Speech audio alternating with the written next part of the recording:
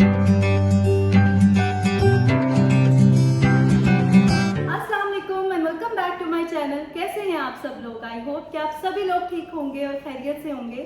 तो जनाब, मैं आ जाई थी अपने नए घर में क्योंकि यहाँ की होनी है आज क्लीनिंग, क्योंकि एम्प्टी हाउस है तो मैंने सोचा कि डीप क्लीनिंग करवा लेती हूँ, इस तरह से इजी रहेगा।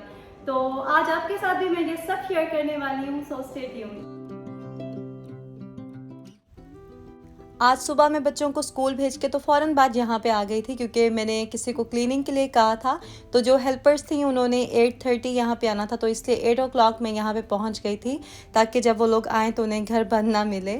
और यहाँ पे आते साथ ही मैंने जो भी चीज़ें वगैरह बिखरी हुई थी यहाँ पे वो सब उठाई, और उसके बाद मैंने सारी विंडोज़ ओपन की घर की।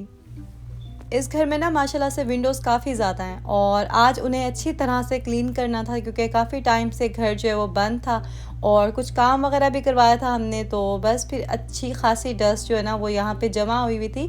देखने में दूर से तो बिल्कुल क्लीन लग रहा था, लेकिन जब हम उसे क्लीन करने लगे तो फिर पता चला कि कितनी ज़्यादा तहें थी डस्ट की। तो आज की वीडियो में मैं आपको साथ साथ बताती जाऊंगी कि जो प्रोफेशनल्स हैं वो किस तरह से घर को क्लीन करते हैं। तो सबसे पहले तो ये लोग घर की जो छतें हैं और दीवारें हैं उन्हें क्लीन करते हैं, लेकिन यहाँ पे क्योंकि फ़्रेश पेंट हुआ था तो क्लीन करने की ज़रूरत नहीं थी। और पंखे जो थे वो क्लीन किए थे, और विंडोज़ को पहले बाहर से क्लीन किया था अच्छी तरह से, और फिर अंदर से क्लीन किया था। पहले मैंने सोचा था कि हम लोग खुद ही घर को क्लीन कर लेंगे, क्योंकि यहाँ पे क्लीनिंग सर्विसेज ना थोड़ी मुश्किल से ही मिलती हैं। एक तो एक्सपेंसिव होती हैं, दूसरा ये कि टाइमिंग मैच नहीं हो पाती है। इससे पहले मैंने कई बार सोचा था कि अपने घर को प्रोफेशनल से क्लीन करवाऊँ, लेकिन जब भी मुझे ज़रूरत होती थी ना ये लोग अवेलेबल नहीं होते थे, और जब इनके पास टाइम होता था तो मुझे ज़रूरत नहीं होती थी। इस बार लकीली टाइमिंग मैच हो गई और मेरा काम जो है वो आसान हो गया। मैंने 1 वीक पहले ही इनके साथ अपॉइंटमेंट बना ली थी, और शुक्र है कि ये लोग टाइम पे ही पहुंच गए थे, और मैं भी साथ साथ हेल्प कर रही थी। ऐसा नहीं कि मैं इनके ऊपर ही सारा कुछ छोड़ के तो आराम से बैठ गई थी।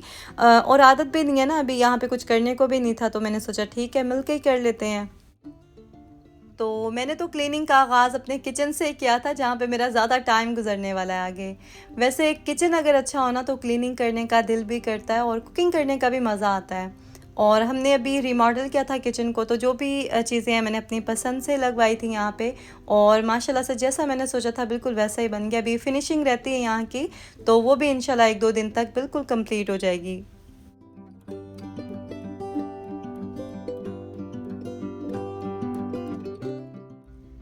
यहाँ पे मेरी जो हेल्पर हैं वो विंडोज़ क्लीन कर रही हैं, और उन्होंने बहुत तसल्ली से सारे घर की क्लीनिंग की थी। बिल्कुल भी जल्दी नहीं थी इनको, हालांकि इन्होंने एक और घर को भी क्लीन करने जाना था, लेकिन बहुत तसल्ली से इन्होंने सारा काम अपना ख़त्म किया था और उसके बाद ही गई थी। मुझे याद है पाकिस्तान में जो हेल्पर्स आती थी उन्हें बहुत जल्दी होती थी कि एक घर क्लीन करके दूसरे घर में जाना है। तो यहाँ पर ये चीज़ मुझे अच्छी लगी कि इन्होंने हर चीज़ को बहुत डिटेल में क्लीन किया था। 2 घंटे तो उन्होंने सिर्फ विंडोज़ क्लीन करने में ही लगाए थे, और बाकी भी किचन और बाथरूम्स जो थे वो बहुत डिटेल में और अच्छे से इन्होंने क्लीन किए थे तसल्ली से। और जब जाने लगी थी तब भी मुझसे बार बार पूछ रही थी कि कुछ रह गया हो तो बता दें, हम दोबारा से क्लीन कर लेते हैं। मुझे तो सच में इतनी खुशी हुई ना कि इतने सालों के बाद फाइनली मुझे यहाँ पे हेल्प मिल गई है। अब जब भी कभी मुझे ज़रूरत होगी तो मैं इन्हें कॉल करूँगी और ये आ जाएंगी, और अच्छी अंडरस्टैंडिंग हो गई इनके साथ, फ्रैंकनेस हो गई है। और ये लोग भी काफ़ी खुश थी, जब जा रही थी तो बार बार मुझे कह रही थी। तो ये लोग यहाँ पे डोर्स वगैरह क्लीन कर रही थी, और मैंने सोचा कि मैं वॉशरूम में जो कैबिनेट है उसे क्लीन कर लेती हूँ, जहाँ पे मैं अपनी बहुत सारी ब्यूटी प्रोडक्ट्स रखने वाली हूँ, और इंशाल्लाह फिर प्रॉपर स्किन केयर रूटीन भी बनाऊँगी, और नए घर में नई रूटीन का आगाज़ होगा इंशाल्लाह। ये जो ड्राई मॉप है ना ये तो मैं ज़रूर लूँगी, क्योंकि बहुत जल्दी पूरा फ्लोर क्लीन हो गया था इससे। वरना अगर ब्रूम लगाओ तो अच्छा खासा टाइम लग जाता है और मेहनत भी ज़्यादा होती है। तो इसे डस्ट मॉप ही कहते हैं और ड्राई मॉप ही कहते हैं। तो कुछ चीज़ें ऐसी होती हैं ना कि देखने से ही अंदाज़ा हो रहा होता है, बहुत यूज़फुल होंगी। फ्लोर वैसे नए थे तो इतनी मेहनत नहीं लगी थी इन्हें क्लीन करने में, बस ये कि अच्छा खासा टाइम लग गया था, क्योंकि पूरा घर क्लीन करना था, बल्कि डीप क्लीन करना था। और मैं यही सोच रही थी कि शुक्र है कि मैंने इनको कॉल कर ली थी और ये आ गई थी, क्योंकि हमें सारा घर क्लीन करने में ऑलमोस्ट 5 घंटे लग गए थे, और मैं अगर अकेली होती तो फिर एक दिन में तो पॉसिबल ही नहीं था कि मैं पूरा घर क्लीन करती, क्योंकि बच्चों को भी स्कूल से लेना होता है, उनसे पहले जो है मुझे लंच भी रेडी करना होता है। तो ये सारी चीज़ें भी साथ साथ मैनेज करनी होती हैं, इसलिए अच्छा है कि अगर आपको कहीं से हेल्प मिलती है तो आप ले लें। और इनकी जो प्राइसेस हैं वो भी रीज़नेबल होती हैं। आप कंपनी से अगर कॉल करके किसी को बुलाते हैं तो वो काफ़ी एक्सपेंसिव पड़ता है, लेकिन वैसे आपको स्पेनिश या इस तरह से काफ़ी लोग मिल जाते हैं जिनकी रीज़नेबल होती है प्राइस। तो जनाब यहाँ पे पूरा घर ही क्लीन हो चुका था, सिर्फ किचन का काम रहता था, तो वो भी इन दोनों ने मिलके जल्दी से कंप्लीट कर लिया था। और ये गैस स्टोव है जो कि मैं यूज़ करने के लिए बहुत ज़्यादा एक्साइटेड हूँ, क्योंकि इतने साल हो गए हैं मैं यहाँ पे इलेक्ट्रिक स्टोव पे ही कुकिंग कर रही हूँ। तो लेट्स सी कि कैसा एक्सपीरियंस रहता है यहाँ पे गैस स्टोव को यूज़ करने का। अभी यहाँ पे दोपहर के कोई 1 बज रहे थे और घर जाके मुझे कुकिंग भी करनी थी। वैसे चिकन तो मैंने 1 दिन पहले ही क्लीन करके रख दिया था, और चिकन कढ़ाई बनानी थी मैंने बोनलेस की, तो उसमें इतना ज़्यादा टाइम नहीं लगता, इसलिए मैंने सोचा कि पहले मैं क्लीनिंग करवाऊँगी घर की और फिर आके जल्दी से मैं कुकिंग कर लूँगी। क्योंकि आजकल इतने ज़्यादा काम होते हैं ना घर पे कि टाइम जो है वो बिल्कुल भी नहीं बचता कि मैं 1 दिन पहले से ही कुकिंग करके रख दूँ। तो मैं यही सोच रही थी कि जब हमने मूव होना होगा ना, उससे 3-4 दिन पहले मैं सारी कुकिंग इकट्ठी करके रख दूँगी, ताकि फिर मेरे लिए ना पैकिंग करना और मूव करना ईज़ी हो जाए। यहाँ पे हमारी बोनलेस कढ़ाई भी रेडी हो गई है, और बच्चों की स्कूल बस का टाइम भी हो रहा था, तो रोटियाँ मैंने उस टाइम पे नहीं बनाई थी। और आज मैंने एक्चुअली नान बनाने थे, तो उसके लिए आटा मैंने पहले से ही गूँध के रख दिया था। जैसे ही मैं घर आई थी मैंने सबसे पहले आटा गूँधा था, और उसे गूँधने में इतना टाइम भी नहीं लगता है, हार्डली कोई 5 to 10 मिनट्स लगते हैं। और उसके बाद मैंने बस ये जल्दी से बोनलेस कढ़ाई बनाई, फिर बच्चों को स्कूल से लेके आई, अली को चेंज वेंज कराया, और फिर जल्दी जल्दी से ये मैंने नान बनाए थे। इन्हें आप खमीरी रोटी भी कह सकते हैं, नान भी कह सकते हैं। इसे तवे पे मैं बनाती हूँ और बड़े मज़े के बनते हैं। ओवन में जो नान बनते हैं ना वो भी मज़े के होते हैं, लेकिन थोड़े से हार्ड हो जाते हैं, कुलचा टाइप बनता है ना वो। तो ये जो तवे पे बनते हैं ना ये सॉफ्ट रहते हैं, और इस पर बटर लगा लिया जाए अगर, तो बहुत ही मज़े का फ्लेवर आता है इसका। और यहाँ पे ये हमारे घर एक गेस्ट आया था, तो अली इसको देख के बहुत एंजॉय कर रहा था, और मैंने स्लो मोशन में भी इसकी वीडियो बनाई थी, वो भी मैं आपको दिखाती हूँ। पहले अली ने ही देखा था इसे, और उसने इतना शोर मचाया कि पॉसम आ गया। फिर जब गौर से देखा तो फिर खुद ही उसे पता चल गया था कि पॉसम नहीं है, स्क्वेरल है। तो यहाँ पे काफ़ी ज़्यादा होती हैं और जंप करते फिरती हैं, तो मैं यही सोच रही थी कि ये जंप करेगी तो बहुत अच्छा सा व्यू आएगा स्लो मोशन में। लेकिन बिल्कुल लास्ट में इसने जंप किया, तब मैं ऑफ़ करी थी कैमरा को, तो वो सही तरह से कैप्चर ही नहीं हो सका। लंच के बाद मैंने जो बर्तन वगैरह थे वो ऐसे ही रख दिए थे, क्योंकि अच्छी खासी थक गई थी मैं। तो थोड़ी देर मैंने सोचा कि नैप ले लेती हूँ। यहाँ पे बच्चे भी कार्टून्स वगैरह देखने में बिज़ी थे, और मैं सोच रही थी कि वो जो क्लीनिंग लेडीज़ थी उन्होंने एक और घर भी क्लीन करने जाना था आज। तो कितना हार्ड वर्क करती हैं ना वो, हम लोग तो थोड़ा सा भी काम करें तो थक जाते हैं।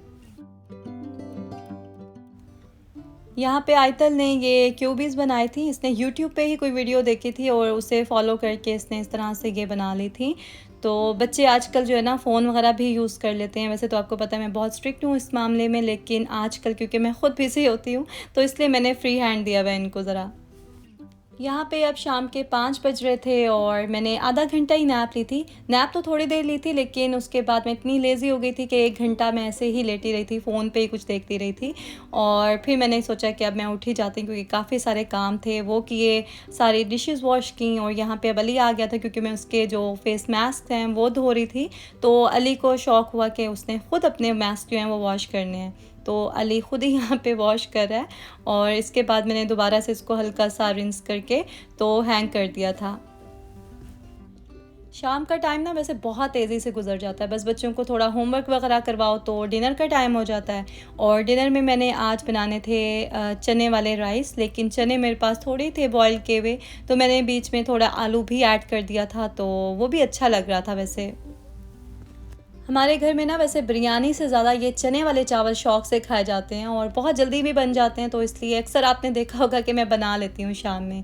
क्योंकि वैसे भी समझ नहीं आता कि शाम को क्या बनाओ डिनर में स्पेशल, क्योंकि हम लोग दोपहर को जो खाते हैं वो शाम में नहीं खाते हैं।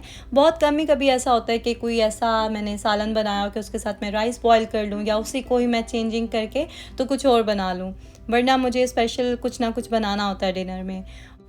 ये ड्राई फ्रूट मेरी मदर इन लॉ लाई थी पाकिस्तान से, तो रमज़ान में तो खाया नहीं गया। अभी मैंने कंटेनर्स में डाल के रख दिया था, ताकि सामने होगा तो खाया भी जाएगा, क्योंकि ऐसे रखे रखे भी ना ख़राब हो जाता है ये। शाम में ना मैंने बहुत स्पीड में अपने सारे घर के काम जो थे कंप्लीट किए, क्योंकि सुबह मैं घर पे थी नहीं, तो जो भी ज़रूरी काम थे वो मैंने कर लिए थे। वो इसलिए क्योंकि मैंने और मेरी मदर इन लॉ ने मिलके ये ड्रामा देखना होता है शाम में। तो बच्चे भी बैठे होते हैं, और वैसे तो मैं उनके सामने कोई ड्रामा वगैरह नहीं देखती हूँ, मैं फ़ोन पे ही देखती थी पहले जब वो स्कूल होते थे। लेकिन जब हम ये ड्रामा देख रहे होते हैं ना, तो ये लोग भी साथ साथ ना इंटरेस्ट से देख रहे होते हैं थोड़ा बहुत। और यहाँ पे अली ने अपनी जो आर्ट गैलरी थी वो सारी डेकोरेट कर ली थी।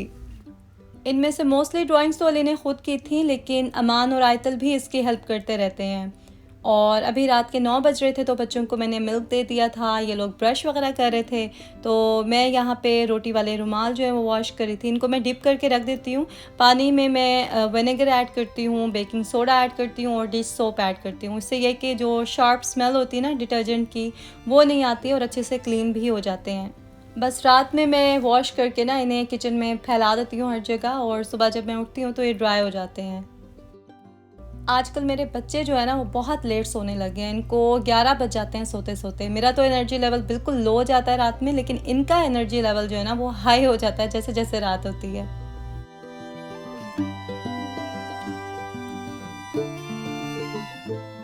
आई होप कि आज का ब्लॉग आपको अच्छा लगा होगा। अगर आपको आज की वीडियो अच्छी लगी हो तो जल्दी से लाइक और शेयर कर दें, और जिन्होंने भी सब्सक्राइब नहीं किया अभी तक वो अब कर दें, क्योंकि इंशाल्लाह इस घर में मैं आपके साथ बहुत ही अच्छी अच्छी मज़े की वीडियो शेयर करूँगी आगे। और आपसे मुलाकात होती है बहुत जल्द नेक्स्ट ब्लॉग में। अपना बहुत ज़्यादा ख्याल रखें और दुआओं में याद रखें। अल्लाह हाफिज़।